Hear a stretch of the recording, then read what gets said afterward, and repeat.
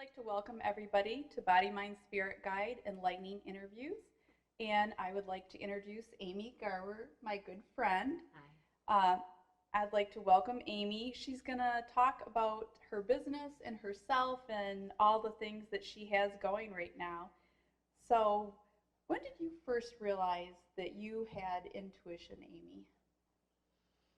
Well, I think it was hard for me to be convinced, Marybeth, which is why I feel being led to teach is not a bad thing for me, because I encounter people now who also are not sure, they think they get things, but they need a confirmation and so on. And I tell you, I first got into taking classes from Shayla Kilmer. Oh, okay. And this was back in the 1990s after attending my first Body, Mind, Spirit Festival. Oh. And I met her as a reader, Nice. and then I took her card, and then when I contacted her again, she told me she was teaching classes, and I just thought, well, that sounds like fun. Yeah. I don't know that I have any ability, but it sounds like I'm very drawn to this, and it would be a good change of pace, just to get exposed to it. Right. So it's funny the way you asked that question. I had no idea really going into it that I'm not one of those people who felt they were as a child. Okay. So there was no one profound moment, and then you decided to go take the class and find out more. You kind of went into it as an interesting topic, kind of checking it out and seeing what it was all about. Yeah, exploration. Okay. And but of course, after taking a variety of classes, I started to get confidence and realize, and now I understand. My mantra is that it's our internal GPS system, and everybody has it. And I agree with that. I do believe everyone has it. They just have to realize it and slow down enough to become aware of it and tune into it. Absolutely. And listen to it. Right? Yeah. Yeah, Yeah.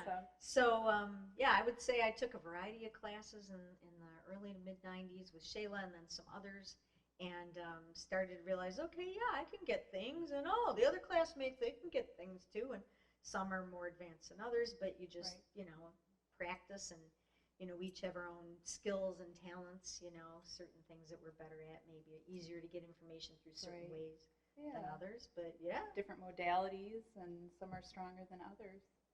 Yeah. So after you took the classes, did you have profound intuition over your life, or vivid dreams, or what was your first aha, I really can do this moment? I don't know what the right adjective would be.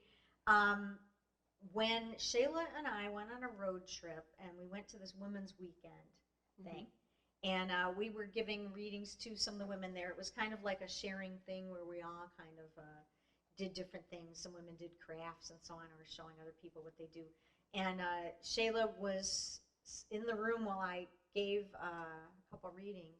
And then she was telling me, you're really good, and you should be charging more money, and you should be advertising publicly and all this. So that was, and here's a woman I haven't met, whereas before, I was doing it for friends and people your I friends, knew. you're thinking you're kind of being nice, and right. So this gave you confidence. Right, because, I didn't know anything about this woman, and she was asking, well, what about her husband? And I was getting that, in the next couple of years, he was sickly. In the next couple of years, he was going to make the decision to go, where the opportunity would be there. And, on top of that, it's like, oh my goodness, this is, potentially sad information. And I'm like, but she's asking, so I'm not going to censor what I'm getting. Right. And that was confirmation for her, where she just said, no, I felt that, but it's helpful to hear it from somebody else. And she was completely, received it well. Yes, able to handle that information. So then when Shayla said to me, was encouraging to me, then I was like, okay, if my teacher says this, I think I'm ready to listen. Right. Yeah, and it is all about listening to that intuition and getting self-awareness and self-confidence in your gifts. And I do think everyone has intuition, and it's just listening to your soul. So, and just quieting down enough. And I know you have a business also. Can you tell me what your business name is and what exactly you do and what you offer? Absolutely. Thank you. And actually now it's kind of like 3 different businesses. I started out, Spirit gave me the idea for my first business name for the readings, Metafizzy, So a That's play on fun. metaphysical. That's fun, yeah, except it's Metafizzy. Okay. Okay. Like fizzy, like fun, like effervescent, Okay. So, so that one I do for readings, and then I started bringing in people, other metaphysical thought leaders, people who teach certain things like medical intuition and different things. And we have a specialist in intuitive children that I've had come. So, doing like events presenting other people's work as well. Okay. Yeah, and then I have the group that you're familiar with, Intuitives Interactive. Right, which is a great group. It's fun, and I've participated and presented, and it's just a wonderful group of people. So if you're in the Ann Arbor area, definitely come and check it out, because Intuitive Interactives is a great group. Thank you. Yes, you presented, yeah. And that morphed into a mix of things where we do intuition practice sometimes, and it started as a social group for intuitive people who are curious, or they know that what they have, but they don't know who to talk to meet each other. So there's social opportunities as well. Right. So and it's confidential too and anonymous, isn't it? Yeah. Because there's a lot of professional people I saw there, and you don't want everyone to know, and it's a safe place to go to explore this part of yourself. Right, exactly. Because not everybody wants that on Facebook. That here, I'm a member of this group. So we do have 2 Facebook groups, but one is public and one is private. So closed, I think the designation is. Right, so, right. Yeah, so it's not obvious what we're talking about. So if someone would want to join, how would they go about joining Intuitive Interactives? Well, we have a presence on Facebook. Of course, Okay. they could search Intuitives Interactive on Facebook. And could they message you then? Yep, Okay. absolutely they could. So there's the public one, there's the closed one. People have to ask to join that one, and then people share things like, oh, I had this weird dream, and what do you think that means? Or, oh, does anybody know a good person who can clear spirits from a house? So, all that kind of conversation happens on the closed one. But I've gotten, strangely enough, I got the impetus when I started the group in 2012 to advertise it on meetup.com. I have a page there. And as a group, an activity I group. believe that's where I found you a couple years ago. See? Yeah, the meetup. Yeah, lots of people say they find us on Meetup, which is meetup.com is a great source to find all kinds of things, topics people are interested in. So if they go to meetup.com, and they can search on Intuitives Interactive there as well. Okay. We have a web page, of course, a website, I should say. Right. So all of that. And we welcome everybody, from the curious to the experienced, and that's great because then we have a wide range of people. So we do get younger, older people, male, female, all kinds of diversity. It's been really a privilege. Yeah, definitely. And where are the meetings at? So we do meet in Ann Arbor, and that's actually leading into, oh, you must be psychic. Like when you asked about businesses, my third business now is the office space where we meet in Ann Arbor. We're now calling it the Enlightened Soul Center. And that's fairly new, isn't it? Yeah, so I took it over. We had been meeting there. Deep Spring Center for Meditation and Spiritual Inquiry used to own the space or rent the space, and we would rent from them because Intuitives meets 2 Sundays a month. And as Deep Spring left that space, we decided to take it over and start a center. I'd been given a vision in 2013 about starting a center. It finally came into fruition. Yeah. And that's wonderful. And, this is actually a funny story. Like most things, I have been had to be pushed. Like I mentioned how I started, the aha moment that I could do readings and open myself up to the wider world. Right. I kind of always have to be pushed because I think on my own, I don't want to say I'm lazy. It's more like, maybe I'm doubtful sometimes. Well, it's getting out of your comfort zone when you start something new. So yes, absolutely. Or you don't know really. It's like I didn't see the signs. Is this the time? So with the Enlightened Soul Center, and Deep Spring was leaving, and my first thought was, oh, we have to find another place to meet. And we have met in other locations before we started renting from Deep Spring. But then my business partner, Christina Depew, said, oh, this could be our chance to start the center and just take over the rent there. Yeah, perfect opportunity. Yes. Funny how synchronicity, when things are supposed to be, the opportunity presents itself. That's exactly what I'm saying, and that's how most of these major milestones of my life now have happened. Starting the group Intuitives Interactive in 2012, did I have a thought in my head that I was going to start this group? No, not consciously. But a client that I hit it off with, she was a younger woman. She just came to Ann Arbor to do graduate school. Mhm. And she was talking to me, and she said, I'd like to start a group. I'd like to meet other intuitive people that I can talk to about this stuff.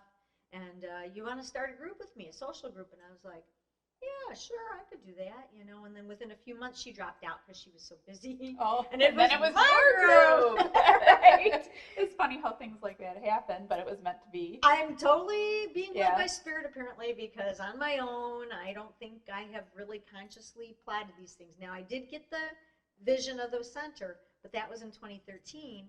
And then you fast forward 3 years, and the vision I saw was actually a bigger space. And then every time I mentioned it to somebody, they saw it too, or they were like, oh, I've been thinking about this for a long time, or joining one or starting one. Right. But I started to get messages from other people like, I think it's going to start smaller. And I was like, well, that would be more practical. That would make a lot of sense. Because what I saw was a big building. Okay. And details of it and so on. And so that may come. You may grow and keep growing, and it'll be the next thing. Yeah. So you said that the meetings are on Sundays. Which Sundays of the month are they?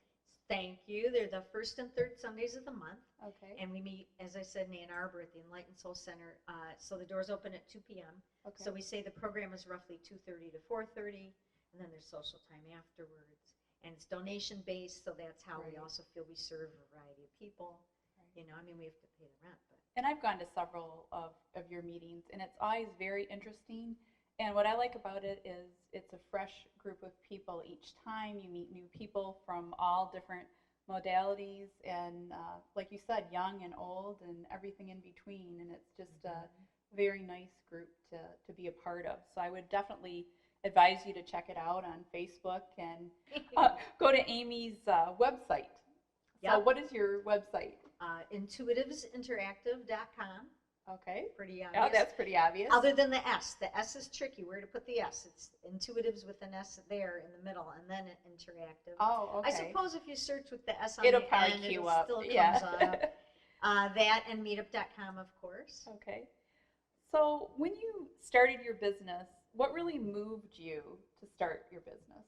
What made you say, okay, I need to be legit and start a business and start being serious about this? You're so psychic. Marybeth, you're just asking me the right questions. Because I was thinking, full disclosure, when I was talking about being pushed and led into things, if I define starting my business and getting serious as having it be my full-time career, which it is now, again, I had to be pushed. I was working full-time at the University of Michigan, and then I was told that the grant money was being pulled out of the center that funded my salary, and this is kind of unheard of. Okay. Yeah. Okay. The donor usually doesn't just take their money out. He moved it to another area because he couldn't just take it out completely. And so I was like, at first, so the first 10 minutes might have been panic, like, oh my God. And then it was like, wait a minute. What is this telling me? What's this opportunity here? Okay. And I was thinking, yes, right. This is an opportunity to go into my business full time or more than I had been with the readings and so on. And then I got the message, well, you can get a part-time job to kind of cushion as a step down as you start building the business more and you're having more free time. Right. Yeah, to do it, to see more clients and so on. And then lo and behold, right after that, one of the doctors came to me and she said, oh, I'm so sorry you're losing your job and I would love to hire you, but I just got a new grant, but all I have room for on the budget is a part-time person. Well, of course, because that's how things work out for you. Yes! So I was like, that's perfect. Synchronicity once again. I know. So I did that for, a few months, and then I was just so busy that I had to end it. I had to tell her, I'm sorry. Yeah. Well, that's good. So when was that? A few years ago? Or? That was in 2015. Okay. So again, all the stepping stones, and I'd been getting prodded before that I could teach intuition classes, for example. Why? Because people kept asking me. Right. We want to take a class more than just the Sunday Intuitives, where I do it every 2 months. We'll have intuition practice along with speakers and other things. Right. And and I was like, well, I don't know. I'm not ready. But then when all this came about, I was like, okay, I guess I'm ready. I'm just going to go with it. Yeah. Getting class curriculum together. And so do you do readings yourself personally? Yes, I do, and I still like to do that. Okay. I don't think I'll ever stop doing that, even though I do get busy with presenting events and teaching intuition development and so on, because it helps me step into that vibration and help people, which I love to do. Right. You know, and if I'm teaching people how to get in touch with their intuition, it helps because a lot of my stories come from in the reading, your personal experience. Yeah, they showed it to me this way, or I got this feeling, or I heard these words, and then this is what then the client confirmed, and blah blah. Do you use angel cards or tarot cards or just your intuition? I use my intuition, and actually I do a form when I can. Most of the time I prefer to be channeling, so that I'm a conscious channel, so I have my eyes closed, which is, by the way, a good way that you get right into the alpha brainwave state and that lower vibrational state, like meditating and so on. Even closing your eyes helps with that. But I get downloads of information, and my job as I'm channeling is to be speaking the words that I get from spirit. I ask for the client's spirit guides and angels and their soul, higher self, and working through mine, so that often I'm speaking for a while, and you might not notice a difference except my eyes are closed, but it's a different cadence of speech, different ways of saying things than my personality self would say, because I'm working with my master guide usually. So channeled readings is something, I'm glad you let me explain that, because not everybody does that. Yeah, so that's very interesting. Yeah, and I do channeling. I did it for the first of the year this year, and I'll probably do more channeling. I'm being led to do that, because in live sessions it helps, and people can ask questions of a higher being. It's a different way of doing a reading. Right. But I forgot. I was going to lead somewhere. Well, that's good. So would you say that this is your passion in life, to teach people and to channel and to give readings? Out of everything that you could do in the world, is this your passion that's in your heart? Yes, I love the way you put that. And I'm just blessed. Like, I wake up every morning, and the first thing is, thank God I don't have to wake up to an alarm, usually. Although my cat has become my alarm now, But I set my intention when I want to wake up, and I can wake up, and, and I'm like, and I work for myself doing these things and bringing these things to people that have so enriched my life. So I just feel really blessed for that. And teaching people and seeing them open up and get comfortable and I can do this, and is really just wonderful. Very rewarding, isn't it? Yes. Yeah. And Yes, I do readings also, and Reiki, and it is rewarding. And I always tell people, I like how you shared your first initial story about giving the person, even though it might be bad news, what you get. Because that's what I always say. I give what spirit gives me, so you get what you need. Because otherwise you wouldn't really be doing what spirit wants you to. I feel spirit doesn't channel through you and tell you if it isn't in some way beneficial for the person or client to hear, even if it's a hard message. Absolutely, exactly. So it's a soulful message. So I love that. Yes, and in fact, that's part of my intention, and I'm sure it is yours too. And in fact, I do a prayer, of intention at the beginning of every reading or group event. And I do ask for the highest good that the person needs to hear and has come to learn. So I know when I get something that, it needs to be shared. Yeah. So as you've grown with all the different people that you've met, what is your biggest life lesson that you've learned from all of this, or just a life experience that you would want to share with the listeners? Well, I think it dovetails from what we were just talking about teaching people to trust their intuition, because, and a lot of times I don't listen in small ways, so it's not like it's that bad. Like if my intuition is giving me the message and I'm in a store, it's like, buy this extra cupcake. And I'm like, no, I don't want to. Why do I need to buy an extra cupcake? I'm just buying one for me to eat on the road, and then I'm getting to my destination. And I didn't do it. And then sure enough, I forget where I was going exactly, but I was meeting some people, and it was somebody's birthday. And had I bought the second cupcake, I could have given it to them. And I was like, I should have listened to that instead of question. Right. I don't need to know the reason. It takes practice It to do that. To say, if Spirit's telling you you're on the highway, you need to brake now, and you're like, I'm going to hit the car in front of me, or someone's going to rear end me if I brake now. But if you just do it and listen to Spirit and know that they have your highest good, once you're tuned into your spirit guides and your angels, that you listen and you follow their advice, that I think you just keep expanding the more you listen. Yes, and the easier it is to be having that connection. One of my stories that I tell in class all the time when I talk about, we have to trust what we get. And if, the first thing we get, or if it comes very loud, this is when I talk about the clair senses, because there's clair audience, clair hearing. And it can be usual internal thoughts, which, first, as we're starting out, is harder to trust. Is it me? Did I make this up?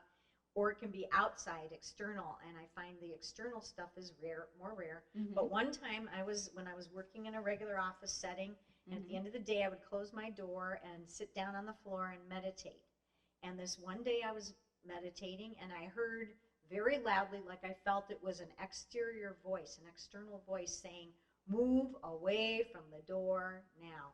And so I didn't question it. I just scooted my butt, on the floor, away from the door, because I thought, okay, And within 5 seconds, my office mate came back down the hall and boom, opened up the door really fast. Wow. And if I'd been sitting where I was, I would have gotten smashed by the door and hurt. Right. So yeah, I call that angelic intervention, or, your spirit guides intervening for you because they know and see the potential of what's coming.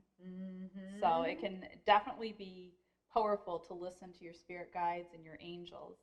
Absolutely. So what advice would you give to listeners to become more intuitive? If there's only, one thing of advice that you could give to them, what would you tell listeners to do more of? Well, that is a big topic. That's why I have classes and why people come to intuitives even, to figure out how they can trust. I suppose one thing that I would usually tell people is just play with it. You don't have to take it seriously. Practice it, but not like, oh, this is homework and I have to, Right. You can't force it. It has to just flow. Right. Once you start allowing, it will just start flowing through you. And the thing that I found was meditation. The more I meditated, the more messages would come through. So absolutely. I think that's a wonderful, it's relaxing, it's got so many benefits. Plus you become more and more intuitive the more you meditate. Absolutely. Meditation, absolutely. And in fact, and I know sometimes I meet people like, well, I can't really meditate, or I don't know how to meditate. And there are things on YouTube, there are guided meditations, there's music and things for people with the active left brain that have trouble. They're analytical and their mind is always going. There's Vipassana, or mindfulness meditation, where it teaches you to watch your thoughts instead of like bad thoughts. I have to clear my thoughts. There's all different methods of meditation. I remember attending Intuitive when Susie Walters, I believe it was, had the meditation, and that was very beautiful. And we did it as a group. Yeah, we did guided, and that can be very beneficial and helpful to get someone started that's having a hard time. The guided CDs or meditations. There's even apps right now that that you can do that. Yeah. Can I just say, meditation, absolutely practice allowing. I liked what you said. Right. Just even listening to the fact that you get, paying attention that yes, I've gotten this message. Yes, I'm hearing these things. Just starting there even is helpful. Right. And along with clearing yourself, like meditation, there are other ways. I would say anybody who does work on physical healing or emotional healing, that helps clear our vibration out and allow us to vibrate higher. I know I'm also a Reiki master, and when you go through the certification, and now I give attunements and teach Reiki, but when I got my first attunement, I remember having such a spiritual happening come over me and visions, and I just journaled like crazy, and it kept happening for 21 days. Wow. So how beautiful and cool is that? Is once you open up and allow, and I had been giving readings for 7 or 8 years before that, but it was just going to another level. So I just think in what we do, you can just keep growing and expanding. And I really feel like we learn from every single student or person that is in our path.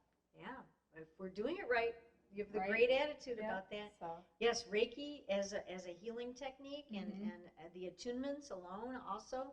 Because I've been Reiki attuned, Mhm. and the first time, the level 1, Mhm. the teacher, he had me in a separate room, and he was doing the symbols on your head at the end, so you're getting the attunement. Mhm. And I was a skeptic then. Right, I didn't okay. really know. I thought, oh, this is another thing that sounds fun. I'll just try it. Right. And after he did that, while he was doing it, I was crying. I felt like these tears just flowing, and so I let them flow, and I was like, Mhm. I was getting like tears of gratitude, Right. and I didn't know why.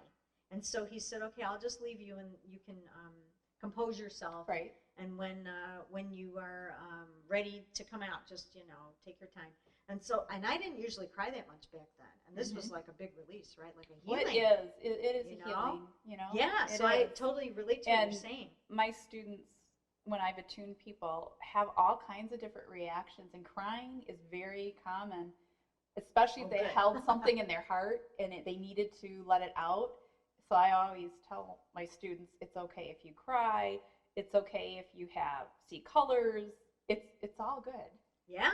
Because everybody's journey and spirituality is different, and that allowing and what comes through is unique to whatever that individual needed at that very moment. Absolutely. Thank you for saying that. Yeah. But Reiki is a powerful way to raise one's vibration and clear things out. Definitely. Yeah. It definitely is. So what do you see in the future for Amy Garber? What's down the road? Oh, wait for Spirit to show me. Someone to push you again? Yes, I need that push from the universe, Well, building up the Enlightened Soul Center business, because we have right now different rooms of different sizes. And the vision I saw was actually, as I said, a bigger building. It was actually, Spirit was telling me, like a school building that was unused. Okay. So a bunch of different rooms there, a big auditorium. I mean, I don't have that now, but I do have a big enough room for, some pretty large groups. Intuitives meets there. So, Right. We can get 40 or 50 people in the big room, seated side by side. And then there's a room that's not quite so big where I teach my classes that can hold, maybe 20 comfortably. And then 2 smaller rooms for readings or healing or coaching or whatever kind of work. So the idea is to grow the center and have more people coming to rent, to use the space. Maybe people who have just gotten attuned as a Reiki person from you, and then they want to practice on people, but they don't want to have them in their home. Right, gives them a safe place to go to. A good place to start out, because then they aren't committing to their own office space they have to pay on Which every is a big month. commitment, right? Yeah, That's a good idea. So that's what I was being shown, that there'd be all these different types of modalities, and then people could come, and we want to have open hours eventually so people can drop in.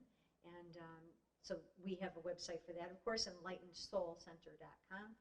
People can see what we're doing. So that's my latest focus. Well, that's exciting. Growing that. Yeah.